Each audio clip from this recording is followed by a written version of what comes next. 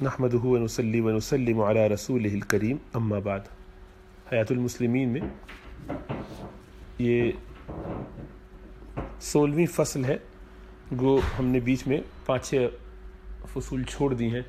اور وجہ اس کی یہ ہے کہ یہ ہمارے آج کل کے ذوالحجہ کے اور قربانی کے جو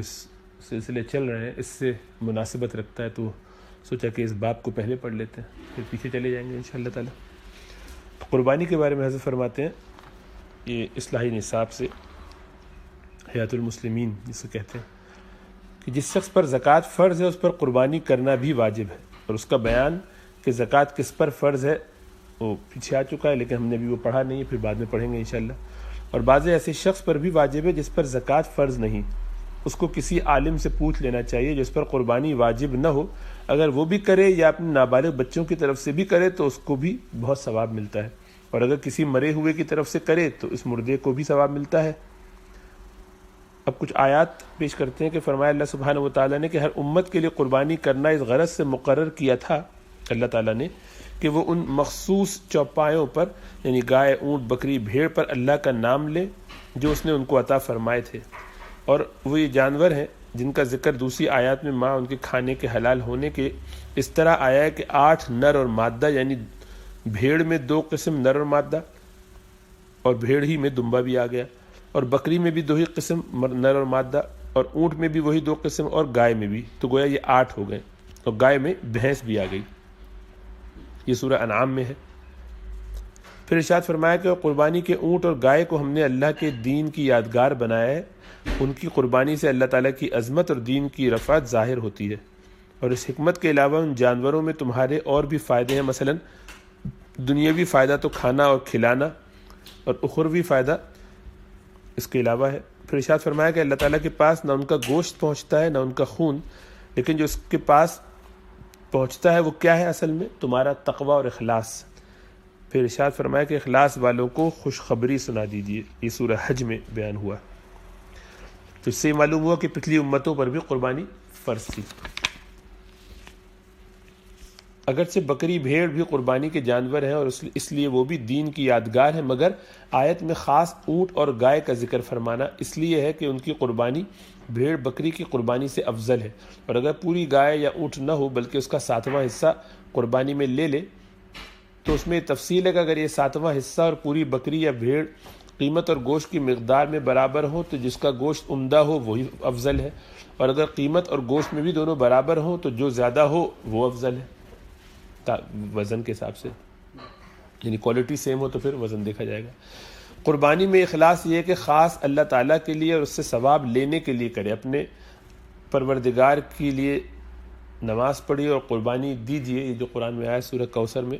وہ یہی ہے، اخلاص کے ساتھ کرنا ہے، خالص اللہ کے لیے۔ حضرت عائشہ صدیقہ رضی اللہ تعالیٰ عنہا سے روایت ہے کہ رسول اللہ صلی اللہ علیہ وسلم نے ارشاد فرمایا کہ قربانی کے دن آدمی کا کوئی عمل اللہ تعالیٰ کے نزدیک قربانی کرنے سے زیادہ پیارا نہیں،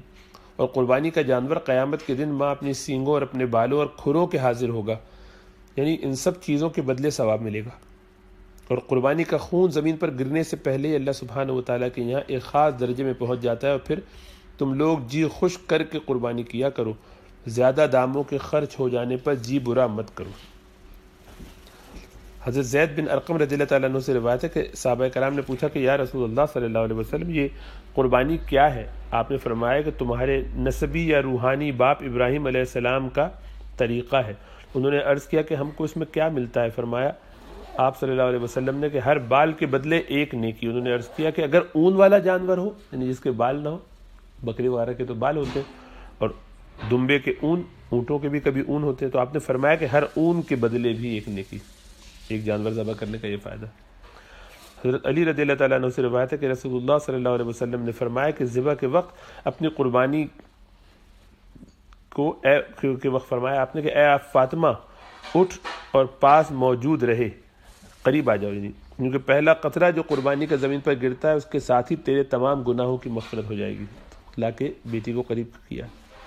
اور یاد رکھ کہ قیامت کے دن اس قربانی کا خون اور گوشت لایا جائے گا اور تیرے میزان عمل میں 70 حصے بڑھا کر رکھ دیا جائے گا، اور ان سب کے بدلے نیکیاں دی جائیں گی،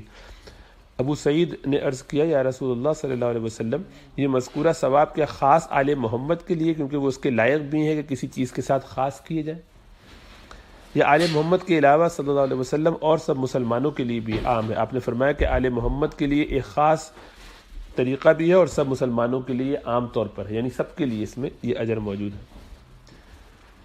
ایک طرح سے خاص ہونے کا مطلب جو آل محمد کے لیے فرمایا صلی اللہ علیہ وسلم وہ مطلب ویسا ہی معلوم ہوتا ہے جیسا قرآن مجید میں رسول اللہ صلی اللہ علیہ وسلم کی بیویوں کے لیے فرمایا کہ نیک کام کا ثواب بھی اوروں سے دگنا اور گناہ کا عذاب بھی دگنا۔ سو قرآن مجید سے آپ صلی اللہ علیہ وسلم کی بیویوں کے لیے اور اس حدیث سے آپ صلی اللہ علیہ وسلم کی اولاد کے لیے بھی یہ قانون ثابت ہوتا ہے اور اس کی بنا پر بزرگی زیادہ ہے، یعنی ان کو بزرگ ہیں، بڑے ہیں، اونچے ہیں، اس لیے ان کا اجر بھی زیادہ، اور اگر ان سے غلطی ہوگی تو اس پہ ان کی سرزنش بھی زیادہ، اس طور پر کہ اللہ اپنے چہیتوں کو ذرا زیادہ نوازتے ہیں، اور غلطی ہوتی تو ان سے امید چونکہ زیادہ ہوتی تو ڈانٹ بھی زیادہ پڑتی ہے پیاروں کو۔ حسین بن علی رضی اللہ تعالیٰ عنہ سے روایت ہے کہ رسول اللہ صلی اللہ علیہ وسلم نے فرمایا کہ جو شخص اس طرح قربانی کرے کہ اس کا دل خوش اور اپنی قربانی میں ثواب کی نیت رکھتا ہو تو وہ قربانی اس شخص کے لیے دوزخ سے آڑ بن جائے گی۔ حضرت ابو ہریرہ رضی اللہ تعالیٰ عنہ سے روایت ہے کہ رسول اللہ صلی اللہ علیہ وسلم نے فرمایا کہ جو شخص قربانی کرنے کی گنجائش رکھے اور پھر قربانی نہ کرے سو ہماری عیدگاہ میں نہ آئے، یعنی اس سے اس قدر ناراضگی ٹپکتی ہے کیونکہ کہ کوئی مسلمان رسول اللہ صلی اللہ علیہ وسلم کی ناراضی کا سہارا کیسے لے سکتا ہے؟ یہ ناراضی اسی سے ہے جس کے ذمے قربانی واجب تھی اور جس کو گنجائش تھی، لیکن جس کی نہ ہو گنجائش نہیں کر سکتا اس کے لیے کوئی مسئلہ نہیں۔ یہ حدیثیں اس ترغیب میں ہے۔ حضرت جابر رضی اللہ تعالیٰ عنہ سے روایت ہے کہ رسول اللہ صلی اللہ علیہ وسلم نے اپنے حج میں اپنی بیویوں کی طرف سے ایک گائے پر قربانی کی، اور ایک روایت میں کہ آپ نے بقرعید کے دن حضرت عائشہ صدیقہ رضی اللہ تعالیٰ عنہ کی طرف سے گائے پر قربانی کی۔ یہ ضرور نہیں کہ ایک گائے سب بیویوں کی طرف سے ہو، بلکہ ممکن ہے کہ ساتھ کے اندر کی ہو اور اونٹ بکری بکثرت سے ملتے ہوئے گائے کی قربانی ملا دیا، اس میں فرما دی۔ اگر اتفاقی طور سے نہ سمجھی جائے تو ممکن ہے کہ یہود جو بچھڑے کو پوجا کرتے تھے اس شرک کو مٹانے کے لیے آپ صلی اللہ علیہ وسلم نے اس کا اہتمام فرمایا ہو، اور بعضی روایتوں میں جو گائے کے گوشت کے سبب مرض یعنی مضر ہونا آیا ہے، گائے کے گوشت میں کچھ مرض بھی ہے بعض روایتوں سے پتہ چلتا ہے، تو وہ شرعی حکم نہیں ہے بلکہ پرہیز کے لیے، بعض لوگوں کو نقصان کرتا ہے تو ان کو بچنا چاہیے۔ اوپر حضرت علی رضی اللہ تعالیٰ عنہ کو کھجور کھانے سے جو منع فرمایا تھا پہلے مضمون گزر چکا ہے، تو یہی تھا کہ طبیعت خراب ہے تو اس وقت کھجور گرمی پیدا کرے گی تو آپ اس وقت نہ کھائیے بلکہ کھیرا وغیرہ ملا کے کھائیے۔